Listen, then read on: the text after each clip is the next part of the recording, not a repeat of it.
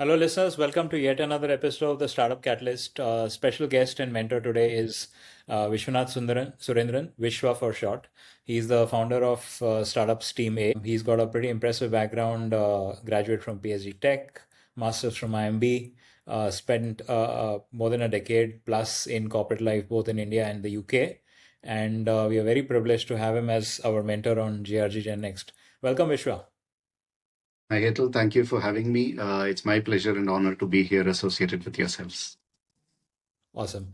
So why don't you just walk us through your career trajectory, and especially emphasize on the learning, right? I mean, what's been the aha moment for your life and career, professional career so far, and we take it forward from that. Okay, that's one big question actually that can take all the time we have. Right, career-wise, I mean, you did Don't worry, a great. I have a ring, I have a ringer which will ring dang dang dang. Yeah, I'll keep an ear out for that. Yeah, I'm an engineer from PhD Tech, as you kindly introduced me. Electronics and communications. So I started out with some work on Bluetooth R&D and stuff like that, which was a nice excuse to listen to music at work, actually. So I used to work for Mindtree. Did some great work. So if you've ever had a GN Jabra headset, you probably had some of my code knocking about in there. Yes. That was for about a couple of years, and but I was pretty clear at that stage that I wanted to move into management. So that was a very strong sort of noise or sound in my ears that kept telling me that much as I liked engineering as a discipline, I somehow felt management was where my heart and mind was. So I kept trying, had a good GMAT score, used it as a backup, kept trying for CAT, and then cracked it after a couple of years. So I joined IIM Bangalore, and since then, my after I graduated from there, right, my focus has been entirely in the energy space, and it started Hmm. because of my internship while at IIMB. So I had the opportunity to do some work with the Mahindra Group, and this was 2009, so they were looking at the solar industry, and they wanted to get in with some interesting innovative solar panels called concentrating solar power. And my Right. internship was about creating a market entry strategy for them. I worked directly with the strategy group, the group strategy heads, and that was an amazing experience, right? To have access to such people who were moving and shaking industries, multiple industries in the country, to be with them in the same Right. room. I also had the opportunity to meet Anand once and talk about his vision for this particular space and so on. So, very good experience, good Hmm. learning experience. But that kind of drew me into the energy sector. And my Hmm. interest was in the fact that this is both it served business purposes as well as a social welfare need. Right. So you almost Right. always need a higher sense of purpose. Everybody wants to make money. Everybody wants to create wealth. There's no doubt about it. Even if I'm grossly generalizing, people in this space, we do get excited about creating wealth, but then you also need something bigger, something larger that's driving you on a daily basis. So for me, that was a Yeah. desire to make energy more available, widely available, and efficiently available, and so on. So since then, everything I've done in my career over the last 15, now coming to 16 years, has been in the energy Hmm. space. So I was in the UK for 12 Got years, worked with utility it. organizations, helping them become more efficient in how they deliver energy and commodities to their customers. Right. Right. So that's where it started. And then after I quit about 4.5 years back and planned to start up on my own, that was around about the time I became more and more interested in the EV charging space. Right. So I was looking for something that I could grow with, right? Because by then I had been in the industry for 10 years. I was into consulting, which was a very good space to be because it takes you across the rank and file of organizations, right? So I had done things around Yeah. asset management, work management, customer experience, compliance, safety, lots of different things. So I'd seen energy organizations inside out. And it felt like 10 years had been a bit of time, and I wanted to do something slightly different, just to pump up the excitement a bit. And EV charging was already becoming quite prevalent in the UK, where I was back then, and that's kind of how I got into this space. So it is adjacent to what I had done for 10 years previously. And then once I got in, I was hooked. Right. So looking at the growth possibilities here, and for me, the coming to probably answer your question about the aha moment was when I realized that this is a once in a lifetime kind of an opportunity. In terms of time, in this particular sector, we are at a very beautiful sweet spot, right? Where uh, it's not so risky that it's difficult to get in, but equally it's not everywhere yet, right? So if we think about petrol bunks, right, ice cars and petrol fuel stations and so on, they're everywhere today. They've become a standard, stable, mature business. But imagine the Yeah. time when they were starting to sprout out, right? When these new things called cars and motorcycles had come, and these new fuel stations were being put up and so on. I'm sure back then it would have really changed how people moved quite substantially. And I feel we are going Yeah. through that. We are living through that kind of a moment right now. Something I use always to Hmm. tell people to understand the scale of the difference is if you think of, you don't even have to say out aloud, right? If you just think of large automotive majors or big automotive companies you can think of, I can bet you that Yeah. most of them are 80, 90, 100 years old, right? So if you imagine about the kind of changes we've seen in our lifetime in the last 20, 30 years, right? Ever since the advent of the personal computers, mobile phones, the internet, and so on, everything has changed. But how is it that we still continue to drive the way these few handful of companies want us to do? Right?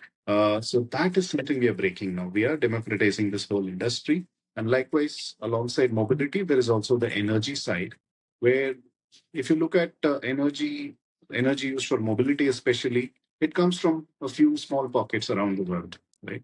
But the Yeah. moment you turn electric, you use the solar energy that's dropping on your own rooftop, you drive your own vehicle, you're completely free from all these other middlemen who are making bucket loads Yeah. of money, right?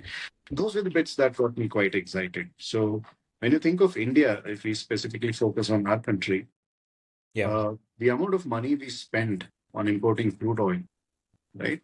That kind of Yeah. takes away all the joy of all the forex we earn from delivering technology and solutions and services to other countries globally, right?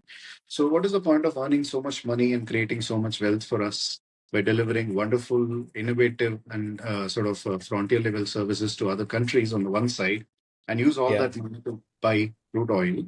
In fact, we Hmm. spend about two and a half times the amount of money we spend on our own defense, right? So, Hmm. 6 lakh crores per year is what we spend on our defense, and about 16 lakh crores is what we spend on crude oil.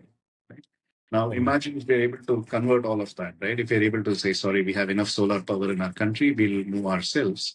That was a big thing for me. So the moment I realized that, I felt that was a real big calling to go after. So very long story, very long-winded, but it kind of shows you which way I moved. No, I think it's very insightful, the kind of journey that you have had, the kind of reasons that you came up to back to say what you're doing, why you're doing what you're doing. I think it's quite thought-provoking. Thank Let you. me take the first step, right? The whole experience of listening to music at work, right? I mean, it reminded me of my friends at Wipro, engineering friends at Wipro. When I was a sales guy, they used to go to Right. Sony. And Okay. from evening, all they did was test out Sony's gaming devices. And I was too like, I would like turn red with envy. I'm like, इसी के लिए तुमको लाए यहाँ पे, right? That you And you're go getting and play paid for games. it. In hindsight, would you take that job again? Um, Probably not, right? I mean, something that I've realized more Hmm. recently is much as Yeah, I enjoy engineering, for me, I'm more of a product guy. I have more of an artist and less of a scientist in me. Let me put it that way. Now, that's something we do internally in our got it. business. We focus on science and Yeah, art working hand in hand. So in yeah, that sense, yeah. more recently, I've realized I'm more art and less science than I was previously thinking. So if I had a chance to relive my Yeah. life, I would probably not go for engineering. I did well, to be honest. I mean, I had a CGPA of 9.3 out of 10. So I did well academically, Wow. Wow. but Yeah. I'm not an engineer. I don't want to fool you or fake it there. Yeah, I think I would have done a lot better in some other courses. Product design would have really got my juices flowing. So on that Got it. note, But yes, then the you same got job I would have your appreciated it more now, but I would have probably said no. There is something else more artistic out there for me. yeah. Yeah. So the moment you got out of IMB, you corrected that and you said, okay, let me focus on something which I'm more relevant. And you ended up with strategy at the Mahindra Group. Now, just juxtapose the scenario of handling strategy for Mahindra Group versus handling strategy for your own baby, which is Team A, right? Right. How different are the two? That's massively well. Firstly, with Mahindra, I was there only for briefly, like a couple of months. That was my internship. So my real work was with a Mhm. company called Enzen Global. They're now called NextZen, Yeah. and I was part of their UK Mhm. business. But that is an interesting point Right. actually. So when I did my Mhm. internship submission, it was primarily based on Porter's five forces and things like that. And that's when I realized with the same Yeah. framework, the kind of choices you make would be very different for somebody Mhm. like the Mahindra Group versus now myself and Steam A, which is a startup which has been around for 4 years. We're Yeah. slowly getting to stability now. In the exact same situation Yeah. and circumstance, you will take different decisions, right? Uh, for Mhm. example, when I Yeah. looked at the scale of the opportunity that was there, right, when I was looking at solar and the Mhm. opportunity that lay ahead of the Mahindra Group back then, I could be Yeah. absolutely Yeah. boundless, right? I could look at the whole country and think, fine, we'll conquer all of this, right? In fact, part of the Mhm. analysis was about looking at electrification, rural electrification, and so on. While successive Yeah. governments have made major strides since then, back in 2009, it was still problematic. And back then, electrification was defined in a I don't remember the exact definition, but it was something almost bordering on frivolity, right? So it was like if 10% of the households in the village have access to electricity for a couple of hours in a day, then it's considered electrified or some such thing, right? Which meant that even if you had some positive figure in terms of 20-30% of villages had been electrified and so on, it didn't really mean much, right? It wasn't Mhm. really adding to the quality of life of people back then. So we could really go out there and say, okay, we're going to do this whole thing, cover the whole country, north to south, east to west, and so on. That kind of scale we could dream of without any of boundaries, right? I could quite comfortably do that without feeling daunted by it. And where you look at Mhm. barriers to entry and so on, for larger businesses, a lot of those vanish. Right, because of the presence, the credibility they bring, the access they bring, a lot of the barriers to entry do vanish. Whereas now, when I look at Steam A, much as I might have a grand view of what we are doing and it might be the best thing since sliced bread, I do have to jump through hoops to get people to listen to us, to take us seriously, and then get involved, get engaged enough to actually realize we've done some good stuff. So there is a big Right. difference when you do work with a large established group. The advantage of the access Yeah. and credibility and trust they carry is great. Obviously, it's also a Yeah. huge responsibility. You cannot be flippant with it, but there are some Yeah. things to help you. Whereas when it comes to startups, much as there is a joy of agility, I can be discussing ideas in the morning and see a prototype in the evening and see an actual live system in 3 days. We do have the challenge that then distributing it is a major challenge. So yeah, Got it. No, the reason and explain why I'm coming from and why this question was important is because of entrepreneurial mindset, right? I mean, when I teach young B school students about mindset, the right, biggest challenge which I face in incorporating the mindset into them is right, never having been in a situation very similar to what they are expected of as an right, entrepreneur, right? Uh, yeah, Responsibility for strategy in a large group, which is not your own, but right, has a big backing, both commercial as well as brand, yeah, gives you that sense of freedom to be able to, not have any boundaries or limitations, which right, typically you would face when you're running your own venture. Because, you're starting absolutely, off with a bootstrap budget, you're starting off with constraints, you're starting off, you anyway had to, fight, literally rebel against your family, your absolutely, parents. yeah, You might have invariably given up a well-paying job. Your market value would have been X, and now it's going to be minus of that, simply because you're not only are you not earning, you are actually spending your spending, life-earned savings, right? yeah. So for a young entrepreneur, what would you advise when it comes to these boundary conditions which limit their thought process? I mean, forget the Right, activity that they can do because that's where right, hands and legs come in. But how to right. make sure they have a boundless mind when it comes to visualizing their startup idea? Yeah, no, that's a deep question. Great question. Thank you. And exactly what you described is what I went through subsequently with Ensign and here, right? So when I jumped out and I said, okay, I'll take the plunge. I think I've got it in me. I did it after about 5, 6 years of building myself for it, right? So my employer was kind enough to understand my aspirations on entrepreneurship, and my CEO was quite happy to let me explore different parts of the organization. He guided me on all the bits I needed to know to be able to run my own business. So back there, I had a few years of experience of building solutions, selling them, recruiting the teams, keeping them happy, making sure we deliver the work we promise to customers, earning the money, all the way down to collections, right? Because often we have money on the Yeah. books, but customers don't pay and things like that. So I thought I had the whole experience. I thought I Yeah. had done everything, and my standard refrain to friends was, "Well, I'm doing everything for my employer, so I might as well do it for myself and earn some more money." Right? That's how I saw it. But the moment I Yeah. jumped out, it was the same Hmm. me, but I immediately felt the lack of the organizational structure around me, right? That's when I realized how much support there Hmm. had been in the organization that I was blind to. While much of Yeah. I'm not belittling the work I had done, I'm still proud of what I delivered, and I know the impact it had on the organization. Having the Hmm. risk off your heads is one huge thing, right? So not having to worry about salaries getting paid this month, not having to worry about some of the other things that we used to take for granted in terms of the policies, the structures, and the ways of doing things, and so on. When you run your own Yeah. startup, everything is your problem. Right. So you are the chief executive officer. You're also the chief janitor, right? And that's happened. So a couple of years back, we had some interviews scheduled, and unfortunately our cleaners, the maids, hadn't turned up for a few days. So before the interviews, I came to the office early in the morning. I got some overalls and I was cleaning all the toilets. We have 5 toilets in our office, and I cleaned all 5 of them, right? And I have no problem with it, right? Because eventually it's my business. If something needs to be Yeah. done, the buck stops with me, right? Will I do that today? Yeah. No, because I know my time is valuable. I'll have to focus on what is right and what is important for me, and find the right people to do it.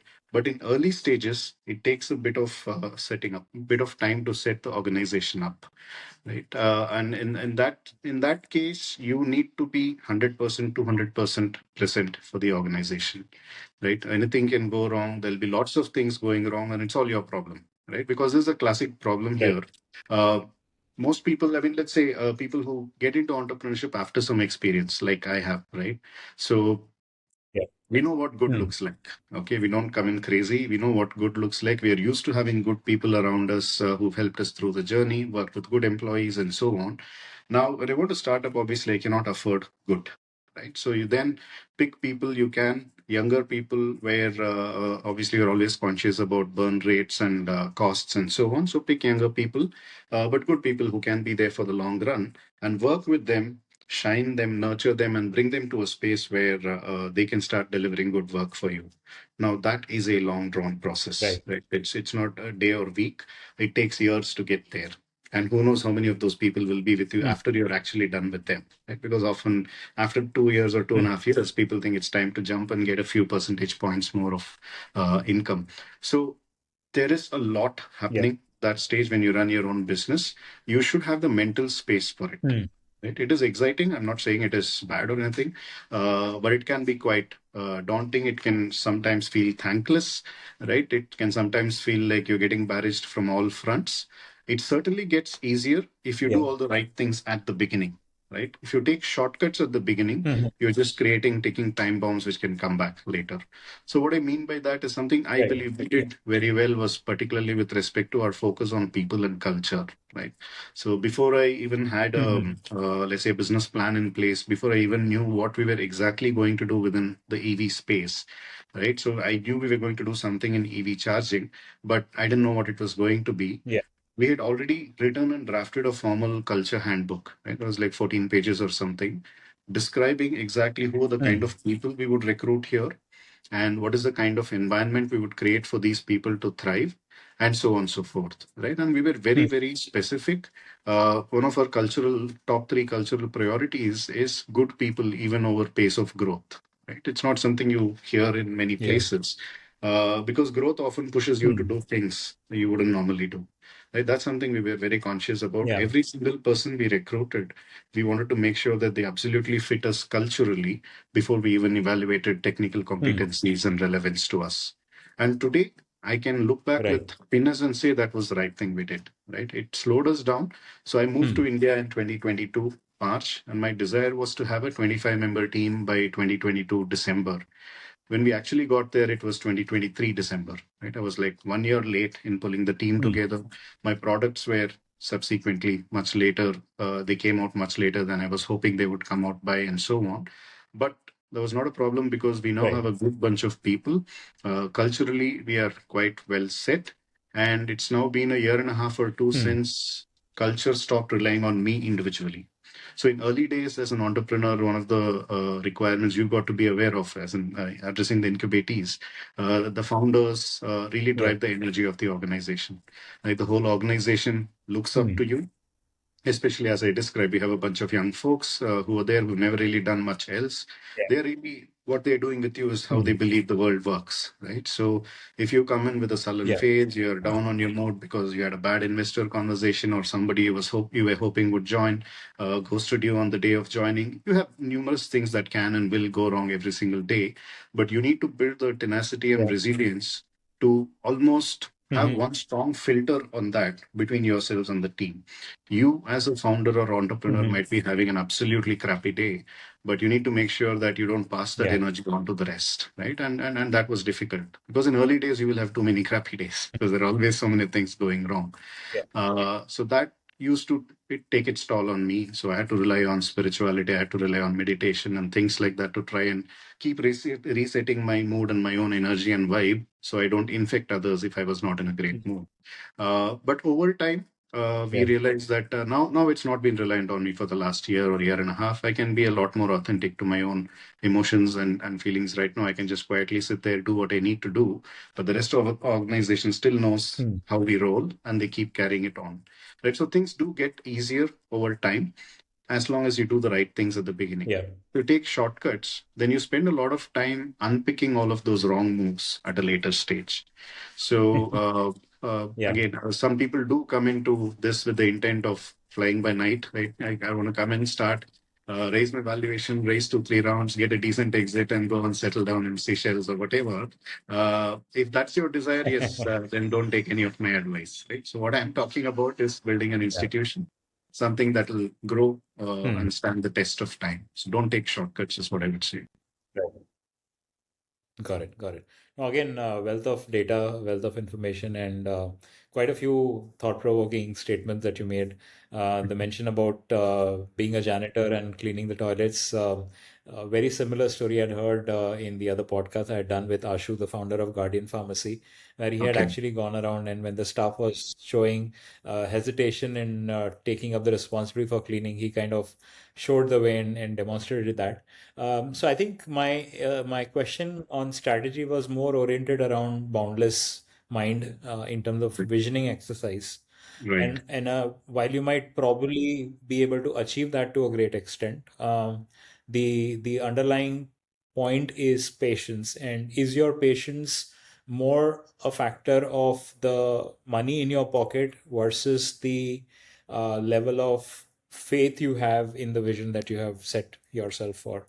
So would you be able to dive in a bit deeper on the patience aspect, and Sure. how would you articulate the right mantra or the right way for young entrepreneurs to have that patience? You mentioned that in your previous answer as well, that they are kind of impatient.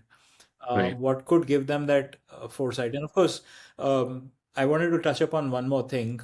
It's 2019, 2020, when I was actually associated with a EV company in Gurgaon. I'd Right. actually written an article on the EV industry, and Right. because I was very actively investing in startups as an angel investor, I Right. felt that I wanted to project my views. And what I had clearly called out was EV is a decade long investment. So typically, if you're investing in 2019, 2020, rather Right. than expecting your returns in 2024, 25, which is typically a 4 or 5 year horizon, which angel investors typically expect from the startup. Right. I felt that any investment in EV has to be weighted till 2030. And it's Right. interesting that we are having this conversation in 25, 26, when if I really look back at what I had projected or what I had thought from that article perspective, I think we are bang on there, right? I think Right. I would have been very shocked if the whole country would have got transformed into an EV country by today. It was not Right. supposed to, and it should not. The Right. reason is that any technology, especially very new and very dramatic like EV, if it Right. comes up very fast, it will go down very fast. But if it Right. goes up slowly and gradually, it will take along a lot of non-believers. It would address a lot of open question marks, answer Yeah. them as it moves along, rather than Right. saying, okay, we'll see when it happens. We'll think about Right. it when it happens, right? And I think that then again, Right. the space that you've taken is a very naturally inclined space as far as administering patients is concerned.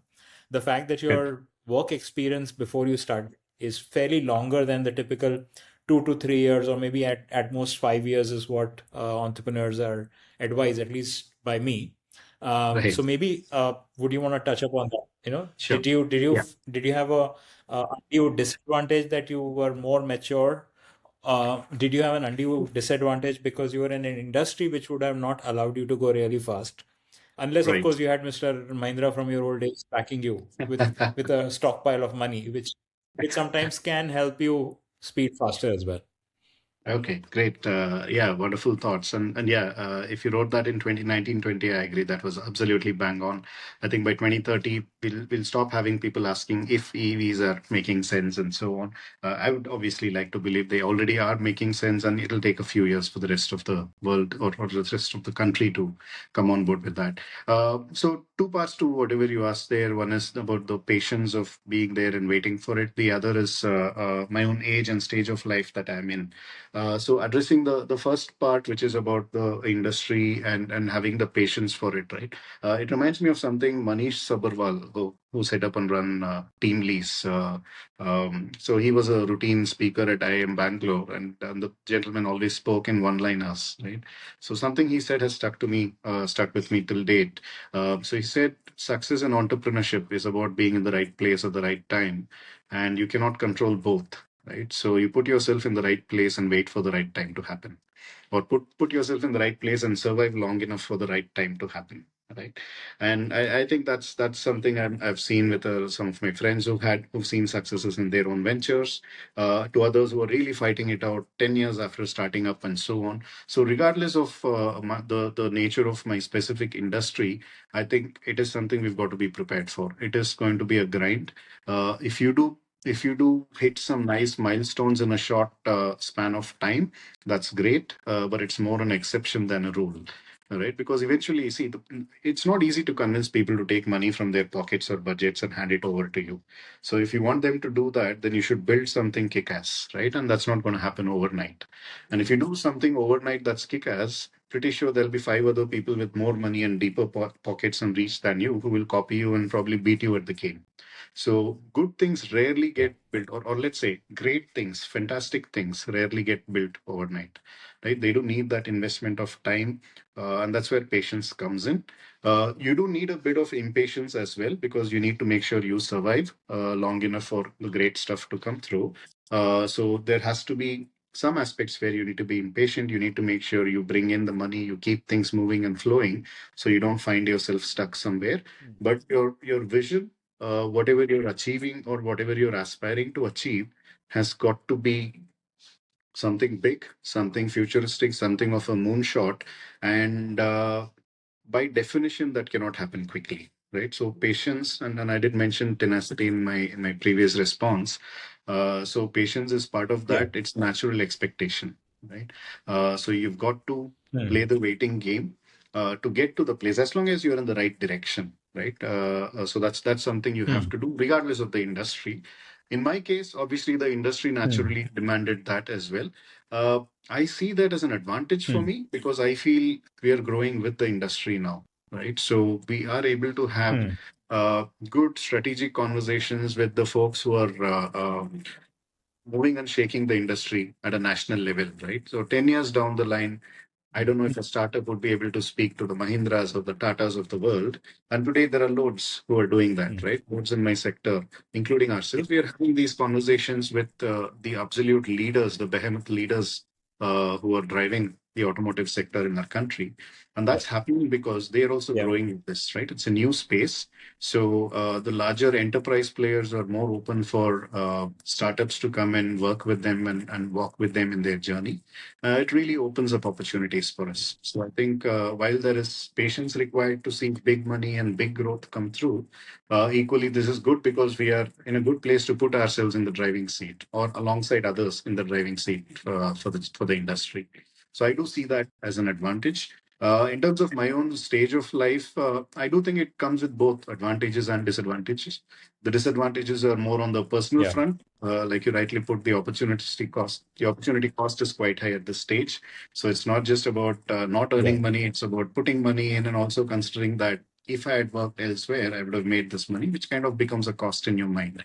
So that is a definite Right. challenge, which means it's not just a choice you're making, it's a choice that your entire family is Yeah. making, right? So I'm 40 Mm. now, so obviously my kids are starting to hit the teens and late, tweens and teens and so on.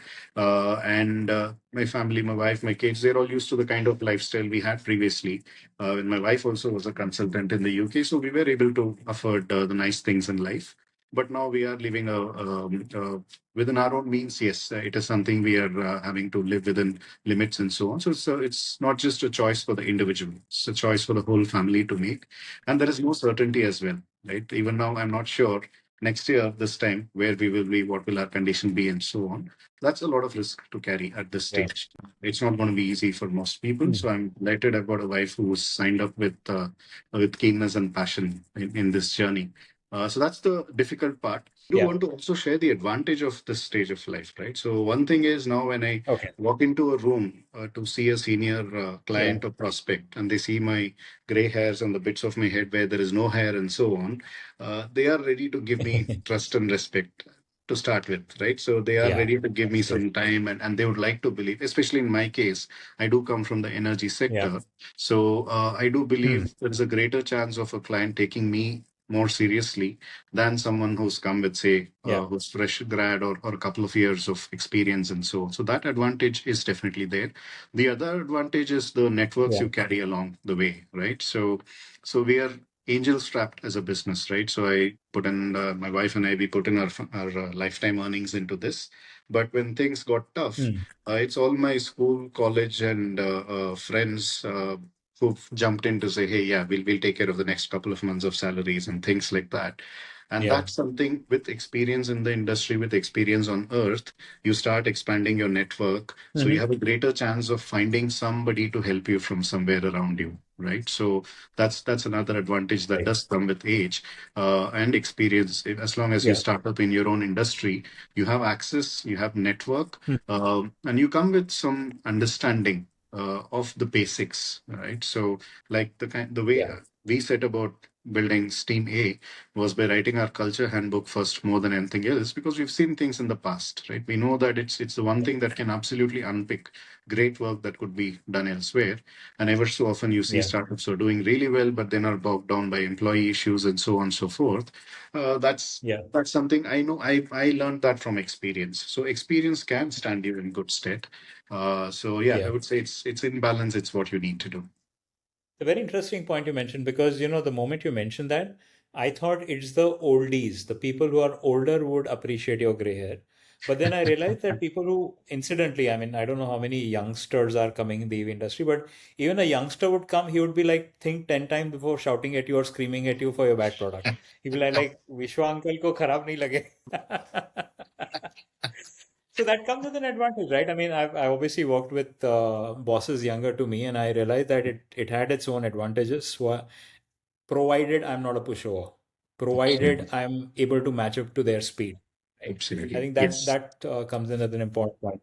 So the Sure. next point I want to touch upon was on the hiring part, and when you're facing this challenge where there is a extremely bright, smart engineer, fairly Right. affordable from your salary expectation perspective, but might not be a perfect cultural misfit, what would you do? We say no, right? So for us, because the process we Yeah. follow is we do the cultural evaluation is the first step, right? So we generally have 3 rounds of Hmm. evaluation before somebody we issue an offer letter out to someone, and the first step is cultural. Are you sure you're a startup? 3 rounds of evaluation? Yeah. So the reason why I say that is for us, if you look at the brand name, right, we call ourselves Team A. Yeah. Team A is part of the promise, right? So we are basically making a promise here that we have an A team here, right? Hmm. So we've got the best of Hmm. the best people here, best in the way we've defined best, right? So which means for us, Yeah. having Yeah. good people is the be all and end all. So once you have a good bunch of folks in your team, Hmm. you can do lots of stuff with them, right? Yeah. So even today with the team I have full confidence that I can completely pivot industries and suddenly decide we're going to do something else. I know these guys will stack up and Yeah. give it all, right? So for us, that was Yeah. super important. And we looked at this as a long-term thing, right? So we got into this at a time when I was in my mid to late 30s, and this was going to be my big thing in Hmm. life and my wife's big thing in life. So we knew that we were going to do it in a proper way. We were not going to do a Hmm. haphazard kind of quick and dirty kind of attempt at this. We wanted to do it properly. We came in with blind faith, Yeah. right? So we came in with blind faith, Hmm. hope, whatever you want to call it, that we will make it work, right? We're not going to let this fail. We'll find Hmm. some way of making it work, right?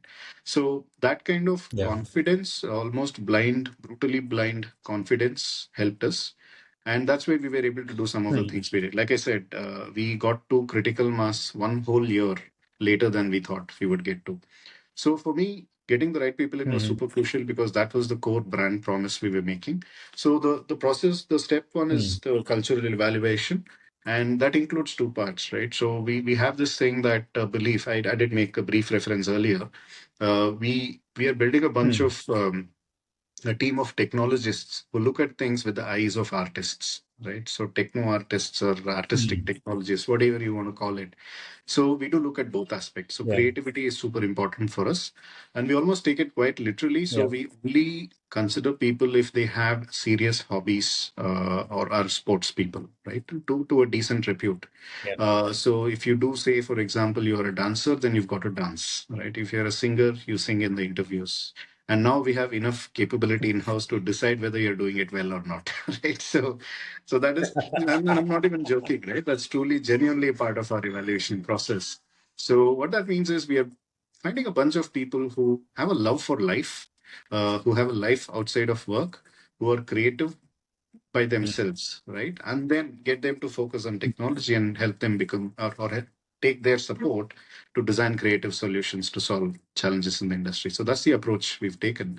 So so Hmm. cultural fit, if that does not go through, they absolutely don't even come into the technical evaluation. So technical evaluation is the last round. So and that learning happened over time, right? I've had some bad burns. I burnt my fingers with a very senior hire very early on. I found somebody who's absolutely brilliant. On paper, I couldn't have found somebody like that in Coimbatore. And we're a work from office organization. We don't do work from home. As I keep saying, culture Hmm. is everything for us. And I feel it's easier to build and nurture culture if we all share the same working space. Yeah. So to Yeah. find somebody like that in Coimbatore with such rich experience and a wonderful professional was all fantastic. But he was a cultural misfit for us. So it was 3 4 months of pain for him and for us, right? And finally, it had to go the only way. So we parted ways. That was a very good lesson for me at that stage. That if there is Yeah. cultural disconnect, misalignment, even a great person can be a speed breaker for you, right? So often you have a bunch of, Hmm. even if you have a bunch of decent folks all aligned walking in the same direction, you can achieve a lot more than having a bunch of rock stars who are all pulling things in different directions, right? So you need to make sure there is Yeah. alignment first, and then everything else can follow through. Yeah. Yeah. No, that's a very deep insight, and I invariably tell people that I learn from my podcast more than anyone else could have ever imagined. And this whole idea of testing out someone's hobby by making them sing or dance in the interview is fantastic. Hats off to you, man. Because I think Thank I you. think the underlying point is that if attribute your hobby, if you attribute your hobby to a level of seriousness that you mention about it in your resume, be ready to, walk the talk and Yeah. demonstrate that. And Yeah. even if you don't know a single line of code and you're applying for a coding job, don't worry, we'll give you that reason to feel equally passionate about coding as you are for gaming. And we Correct. assume that you will be able to demonstrate that same level of output Yeah. once you embrace coding the way you embrace singing or dancing for that matter. Yeah. That Absolutely. makes sense. For us, the I thinking is think it's I think all the in both point left here, and right brain, right? So that's really where this comes up for yeah, us. So two parts for me. One is the left and right yeah, brain thing where you do something with a sense of beauty. A thing of beauty is a joy forever, right? So that's one. The other bit is yeah, also that obviously in technology things can get quite stressful. So when you're done here, you go back home. hmm, I want you to have something to enjoy. yeah, Weekends we try and keep them sacrosanct as much as we can. So Monday to Fridays we work, Saturday, Sunday yeah, off. So when you go there, don't waste time. hmm, Don't binge watch stuff on Netflix. Go and do your mandala art or do your photography, do your whatever you're doing, right? So you come back refreshed and you bring yeah, 100% of your creative mind to work on a Monday morning. So it's both yeah. ways. That's how we see that. Got it. Got it. So I think I would definitely advocate and assume that every organization would adopt such best practices, provided there's no pressure on sales. So how do you handle sales and how do you handle sales pressure? And is that a natural outcome of every startup and so is yours? And how do you ensure that sales pressure does not rub off that you end up asking people to work over the weekends to try and boost up the sales for some? Yeah. Yeah, that's an important point to consider. So with for us, I mean, there are weekends where the teams do work. It's not 100%. We've not been able to achieve 100% sticking to working Yeah. week and all of that. So when you do have deadlines, the Yeah. team do take it seriously, and that's our first value, right? Whatever you promise, you deliver. So if you say that you're going to deliver something by the Yeah. 31st of March, then you've got to deliver it, do whatever it takes to get there. So that means sometimes you do have to stretch out there. What I'm conscious about is with respect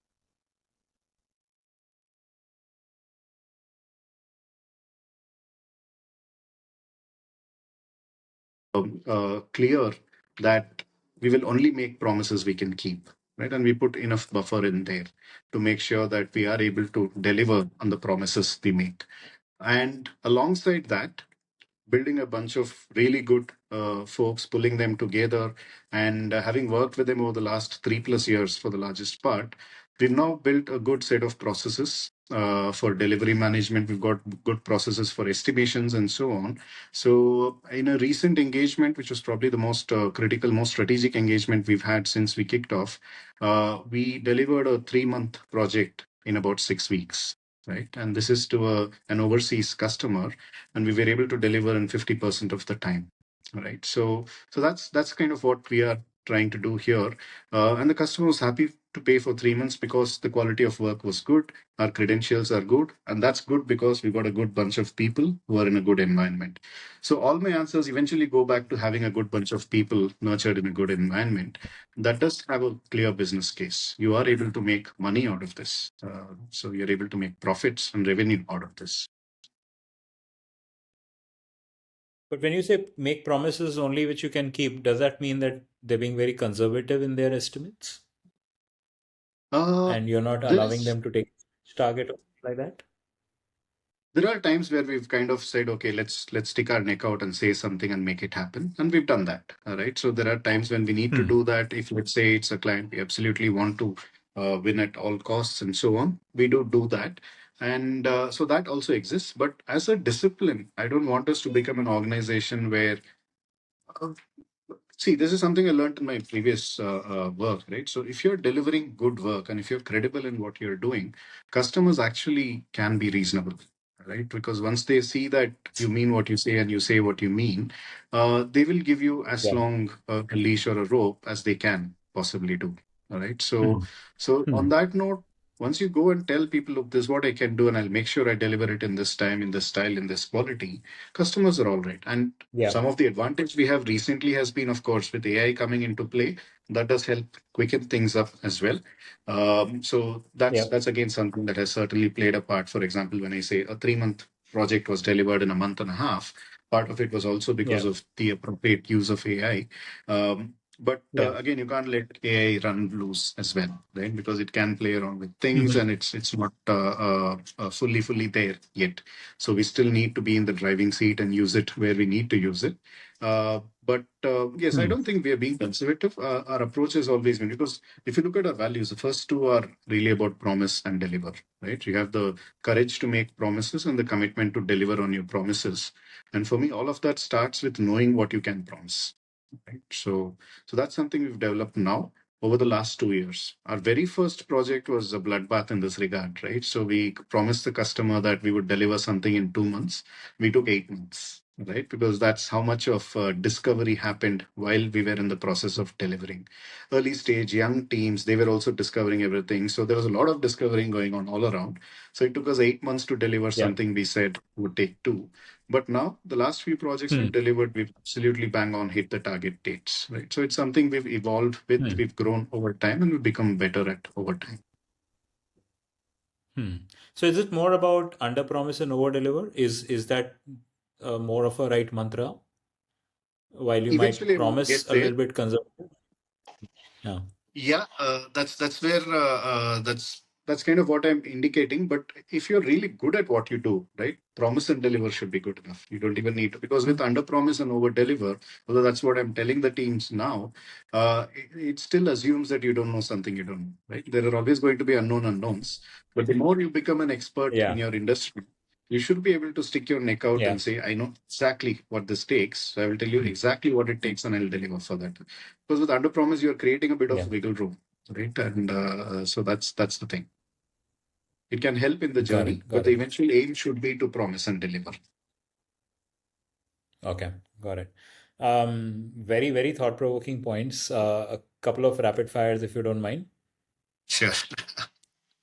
You seem to be a well-read man. Any books that you would recommend? Any source of wisdom that you advocate to the youngsters? I read stuff that gets me going, right? Like what I'm reading right now is the plays of Oscar Wilde, right? Because it just takes my mind off things. I love a lot of P.G. Woodhouse and things like that. So I read a lot of Wow. fiction. But something I've Yeah. read nonfiction recently that helped me look at things differently is the book called Outliers, right? So it's quite interesting to see how you can almost put a bit of a structure or a math to Ah, to what genius is, right? So especially when you're talking about recruiting and so on, this is something yeah. that could help you look at things in a slightly different way. So that's one book. The other book I would say is quite interesting when it comes to solutioning and looking at things differently and being quantitative in your approach to things is Freakonomics. Right, so that really was Hmm. very, very useful in terms of getting me to start looking at things from a numerical point, right? You can look at anything and everything from a numerical point. So that was quite useful. So that's just from my personal experiences. That's it. Wonderful. What's your fitness mantra? I would say I'm pretty new to the fitness game. It's only been in the last 3, 4 months. I think trying to get up early. Mm-hmm. I've got a little dog, so I've got to get a 2 kilometer walk every day by design. So that helps. In fact, he's sitting under the table right now as we speak. Uh, for me, it's there's a bit of Tai Chi, there's a bit of meditation and manifestation techniques and things like that. So for me, fitness is both mental and physical, which is super important. I do hit the gym, I do play pickleball and so on, but it's a bit of mixing all of these. I make sure every day I run enough to make myself feel good about the day. Yeah. Beaches or mountains? I am a mountains guy. One travel destination which you don't think lot many people know about and you like it? Albania was one. Croatia was one that I visited that I absolutely loved. Hmm. One hobby that you would want to pick up? Uh, I want to play the piano or the keyboard properly. I can do a bit of playing, which is all self-taught, but I want to do it properly and be able to sing alongside. Yeah. Very interesting. Your oldest memory of your childhood? Something that remains, something sweet, something cute, something funny, or something stupid that you did? Ah, the oldest one. I don't know if it's the lots do come to mind. Just trying to see. If it's I there orienting was towards the around funny about and three. stupid, and Oldest, I'm okay with it. So this was, I was probably, I mean, considering where we were living back then, I was about 3 or 4. I remember once when my mom asked me, gave me Uh-huh. some money and asked me to get something from the shop nearby. I went and Okay. bought whatever she wanted me to get. I also bought a cream biscuit packet, right? You get these elaichi cream biscuits that I was a big Yeah. fan of. So I Yeah. got one for I myself love and I was a bit them. worried. Yeah, I wouldn't blame you. And I was a bit worried of what mom would say. So on the way back, I saw this old lady selling flowers like jasmine flower garlands and so on. So I got my mom some flowers as well. So I said, "Look, I got you some flowers." And by the way, I had the biscuit packet behind me. So that's what came to mind quickly. It was probably 4 around then. So Would you call that bribing? yeah, I just refrained from using the word, but apparently that's what it was. I know. Soften the impact of the biscuit by offering flowers to start with. Absolutely. Yes. No, it was a pleasure talking to you, Vishwa. So much to learn, so much of wealth of wisdom lying there, and I love the cultural nuances. I love the brought up story in terms of how you demonstrated and displayed a lot of patience in bringing up the venture that you have. And by no means is easy, but you're still doing it with a smiling face, and must be a source of inspiration for a lot of your team members who might not be sure about how to behave in circumstances. And I think you're probably setting the goals forward, and I'm sure the goodness will rub off on our incubatees and rest of the people who are watching this podcast. Thank you very much. It was fabulous talking to you. Thank you, Hetal. I enjoyed the conversation. It was nice to step out of my day-to-day here and now stuff to actually reflect on the journey so far. Every conversation with you is always thought-provoking. You have this knack of asking the innocent question that kind of pulls out lots from the person you are talking to. And I think you're doing a great service to Coimbatore and the startups here. For somebody with your background and experience to come here and guide people, I think that's fantastic. Lots of good stuff and good fireworks are going to come out from your campus. So I'm looking forward to it. Thank you. Thanks for having me on board. Great. Thanks a lot, man. Take care.